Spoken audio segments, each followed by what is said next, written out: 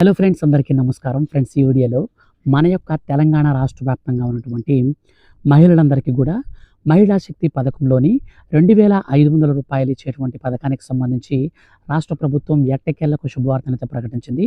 దీనికి సంబంధించినటువంటి పూర్తి విధి విధానాలు ఖరారు చేస్తూ రాష్ట్ర ముఖ్యమంత్రి సీఎం రేవంత్ రెడ్డి గారు ఊహించని శుభవార్త అయితే అందించారండి.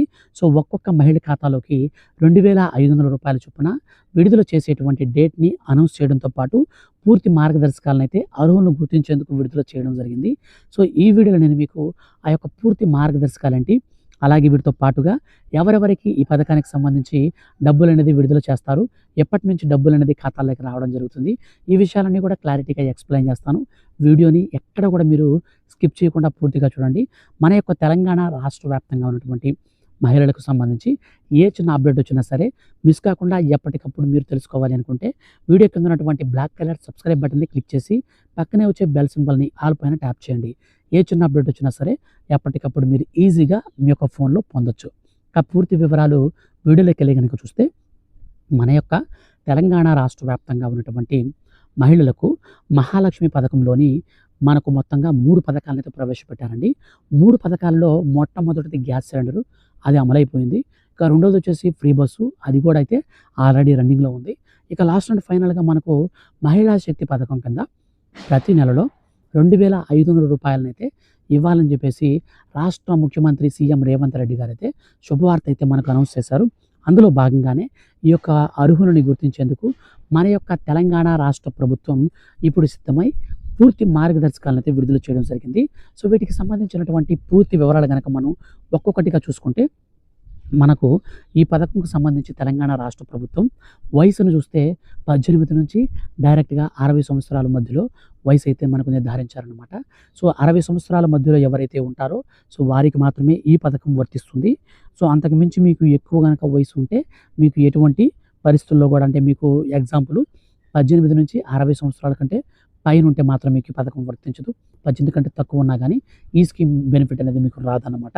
అయితే ఈ పథకానికి సంబంధించి మనకు కొన్ని ప్రూఫ్స్ కూడా ఉండాలండి. సో వాటిలో మనం 1 బై 1 చూసుకుంటూ వచ్చినట్లయితే, ముఖ్యంగా ఈ పథకానికి సంబంధించి తెలంగాణ శాశ్వత నివాసి అయినటువంటి మహిళ ఉండాలి. సో మహిళలకు మాత్రమే ఈ స్కీమ్ వర్తిస్తుంది కాబట్టి ఆ మహిళ కూడా ఖచ్చితంగా శాశ్వత నివాసం కలిగిన ఆమె ఉండాలి. ఇక రెండో పాయింట్గా చూసుకున్నట్లయితే ఏజ్ లిమిట్ వచ్చేసి 45 నుంచి 60 సంవత్సరాల మధ్యలో వయసు కలిగిన వారు ఉండాలి. ఇక కులం విషయానికి వస్తే ఎస్సీ, అలాగే ఎస్టీ మరియు ఓబీసీ మైనారిటీ, ఈ 4 రకాలకు సంబంధించినటువంటి కేటగిరీలో ఉన్నటువంటి వారు ఎవరైతే మహిళలు ఉంటారో వారికి మాత్రమే ఈ పథకం వర్తిస్తుంది. ఇక తెల్ల రేషన్ కార్డు ఉండి, అంటే బీపీఎల్ రేషన్ కార్డు అనేది ఖచ్చితంగా ఉండాలి. దిగువ మనకు దారిద్ర్య రేఖకు దిగువగా ఉన్నటువంటి వారికి మాత్రమే ఈ పథకం వర్తిస్తుంది.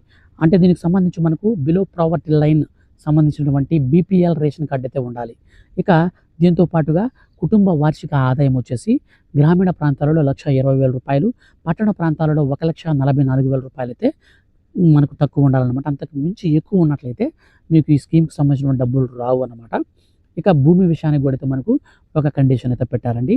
3 ఎకరాల కంటే తడి నేల, అంటే మాగాన్ని చూస్తే 3 ఎకరాల కంటే ఎక్కువ ఉండకూడదు. అలాగే మెట్ట చూసుకున్నట్లయితే మనకు 7 ఎకరాల కంటే ఎక్కువ ఉండకూడదు. 2 కలిపి మీకు 10 ఎకరాలు అయితే ఉండొచ్చు. 10 ఎకరాల కంటే ఎక్కువ భూమి కనుకుంటే మీకు ఈ స్కీమ్ వర్తించదు. ఇక కుటుంబానికి సొంతంగా 4 చక్రాల వాహనం అనేది ఉండకూడదు. అంటే ట్రాక్టర్లు, ఆటోలు, మ్యాక్సీ క్యాబ్లు, అలాగే మీకు ట్యాక్సీలు ఇవైతే ఉండొచ్చు. ఎల్లో కలర్ బోర్డు కలిగినవి ఏవైనా మీకు ఉండొచ్చు. కానీ మీకు సొంతంగా వైట్ కలర్ బోర్డు కలిగినటువంటి కారు ఇట్లాంటివి ఉంటే మాత్రం మీకు ఈ పథకంకి సంబంధించిన డబ్బులు అయితే రావన్నమాట. ఇక మనకి ఈ పథకానికి సంబంధించి కుటుంబ సభ్యులు, ప్రభుత్వ పెన్షనర్లు లేదా ప్రభుత్వ సర్వీసులో ఉన్నవారు, అంటే గవర్నమెంట్ ఎంప్లాయీస్, వాళ్ళకి ఈ పథకం వర్తించదు. ఇక కుటుంబంలో ఆదాయపు పన్ను చెల్లించేవారు ఎవరైనా సరే ఉంటే వారికి కూడా ఈ పథకం వర్తించదు. కుటుంబ ఆదాయం అనేది మనకు ముఖ్యంగా ఇంతకుముందు చెప్పాను కదా, గ్రామీణ ప్రాంతాలలో 1,20,000 రూపాయలు, పట్టణ ప్రాంతాలలో 1,44,000 రూపాయలు అయితే నియమించింది. ఇక కరెంటు, అంటే విద్యుత్ వినియోగం వచ్చేసి 300 యూనిట్ల కంటే తక్కువ వాడుతూ ఉండాలి. ఇది గరిష్టంగా మనకు రాష్ట్ర వ్యాప్తంగా ఉన్నటువంటి ప్రతి ఒక్కరికైతే వర్తిస్తుంది, అన్ని కేటగిరీల వారికి. అందులో మనకు వచ్చేసి కేవలం 6 నెలల లోపు తీసుకుంటారు. 6 నెలల్లో కనుక మీరు గరిష్టంగా ఎక్కువ సార్లు కనుక మీరు 300 యూనిట్ల కంటే ఎక్కువ వాడారంటే 6 నెలల కాలంలో మీకు ఈ స్కీమ్ అయితే రద్దు చేస్తారు. అలాగే మున్సిపాలిటీల్లో 1000 చదరపు అడుగుల కంటే ఎక్కువ ఇంటి విస్తీర్ణం అయితే ఉండకూడదు. అలాగే వాణిజ్య ఆస్తి కూడా మనకు 1000 చదరపు అడుగుల కంటే ఎక్కువ ఉండకూడదు. మున్సిపాలిటీ ఆ ప్రాంతాల్లో అన్నమాట. సో ఈ విధంగా మన యొక్క రాష్ట్ర ప్రభుత్వం అయితే ఈ విధంగా విధి విధానాలను అయితే ఖరారు చేసింది. అందులో ముఖ్యంగా మీరు ఈ పథకానికి సంబంధించి అప్లై చేసుకోవాలంటే మీకు ఖచ్చితంగా ఆధార్ కార్డ్‌తో పాటు కుల ధృవీకరణ పత్రం, ఆదాయ ధృవీకరణ పత్రం, వయస్సు రుజువు అంటే ఏజ్, మీ యొక్క ఏజ్ అనేది రుజువు చేయడానికి కావాల్సినటువంటి డాక్యుమెంట్స్, ముఖ్యంగా డేట్ ఆఫ్ బర్త్ సర్టిఫికేట్ అనుకోవచ్చు. సో లేదంటే మీకు ఆధార్ కార్డ్‌తో సరిపోతుంది. ఇక మీకు చిరునామా రుజువు, photo, passport size photo, mobile phone number, bank అకౌంట్‌కి ఎన్‌పిసిఐ మ్యాపింగు. ఇది మీకు లేకపోతే పోస్ట్ ఆఫీస్‌లో అకౌంట్ తీసుకోండి, మీకు ఈజీగా అయిపోతుంది. అండ్ వీటితో పాటుగా మనకొచ్చేసి ఏదైతే మన యొక్క రాష్ట్ర వ్యాప్తంగా మహిళలు ఉన్నారో సో వాళ్ళలో ముఖ్యంగా ఇన్కమ్ ట్యాక్స్ పే చేసేవారు వాళ్ళైతే ఉండకూడదు. అండ్ ఇంకొకటి ఏంటంటే రాజ్యాంగబద్ధమైనటువంటి పదవుల్లో ఉన్నవారు, ప్రజాప్రతినిధులు, సర్పంచులు, ఉప సర్పంచులు, మాజీలు, ఇప్పుడున్నవారు, ఎమ్మెల్యేలు, ఎంపీలు అందరికి కూడా ఈ పథకం అయితే రద్దనమాట. మీ రేషన్ కార్డులో వీళ్ళలో కేటగిరీలో ఎవరైనా ఒక్కరున్నా సరే మీకు ఈ స్కీమ్కి సంబంధించినటువంటి డబ్బులు అయితే రావన్నమాట. సో ఈ విధంగా అర్హులను అయితే మనకు ఎవరైతే రాష్ట్ర వ్యాప్తంగా ఉన్నటువంటి మనకు అంగన్వాడీ టీచర్లు ఉన్నారో వాళ్ళు, ప్లస్ మనకు వచ్చేసి ఆశా వర్కర్లు ఎవరైతే ఉన్నారో వీళ్ళిద్దరి ద్వారా ఇప్పుడు సర్వే అయితే ఇంటింటికి చేసి అనంతరం అర్హులను అయితే గుర్తించి సంక్రాంతి కానుకగా ఈ యొక్క మనకు మహిళా శక్తి పథకంలోని ప్రతి నెలలో 2,500 రూపాయల చొప్పున ఇచ్చేటువంటి పథకానికి శ్రీకారం చుట్టేందుకు ఈ నెలలో మనకు రేపటి నుంచి ఈ సర్వే అయితే ప్రారంభించబోతున్నారు. సో ఈ పథకానికి సంబంధించి ఫర్దర్గా ఏ చిన్న అప్డేట్ వచ్చినా సరే మిస్ కాకుండా ఎప్పటికప్పుడు మీరు తెలుసుకోవాలనుకుంటే మాత్రం ఛానల్ని సబ్స్క్రైబ్ అయితే చేసుకోండి. ఈ సంక్రాంతి కానుకగా డబ్బులు అనేది మీ ఖాతాల్లోకి ఖచ్చితంగా రావాలి అంటే మాత్రం మీరు ఈ లోపల కొన్ని పనులు అయితే చేసుకోవాలి. అవైతే మీరు రెడీ చేసుకోండి. ఫస్ట్ మీరు క్యాస్ట్ సర్టిఫికేట్కి అయితే అప్లై చేసుకోండి. ఇన్కమ్కి, క్యాస్ట్కి ఇవి 2 సర్టిఫికేట్స్ అయితే మీరు తీసి పెట్టుకోండి. అండ్ ఇంకోటి ఏంటంటే ఆధార్ కార్డ్ అప్డేట్ హిస్టరీ అయితే మీకు కావాల్సి ఉంటుంది. సో ఇది మీరు పథకానికి అప్లై చేసుకునేటప్పుడు సర్వేకి వాళ్ళు మీ ఇంటికి వచ్చినప్పుడు మీరైతే సబ్మిట్ చేయాల్సి ఉంటుంది. అండ్ మీకు రేషన్ కార్డులో ఉన్నటువంటి ప్రతి ఒక్క మెంబర్కి కూడా మీరు ఈకేవైసీ అయితే పూర్తి చేసుకోవాలి. చాలామంది రేషన్ కార్డుకి ఈకేవైసీ చేసుకోకపోవడం వల్ల వాళ్ళకి పథకాలకు సంబంధించినటువంటి డబ్బులు అనేది రాకుండా ఆగిపోతున్నాయి అన్నమాట. సో కాబట్టి రేషన్ కార్డుకి మీకు అర్హత అనేది మీరు సాధించాలంటే మాత్రం ఖచ్చితంగా ఈకేవైసీ అయితే కలిగి ఉండడం మాత్రం మస్ట్ అండ్ షుడ్ బి అయితే మీరు కలిగి ఉండండి.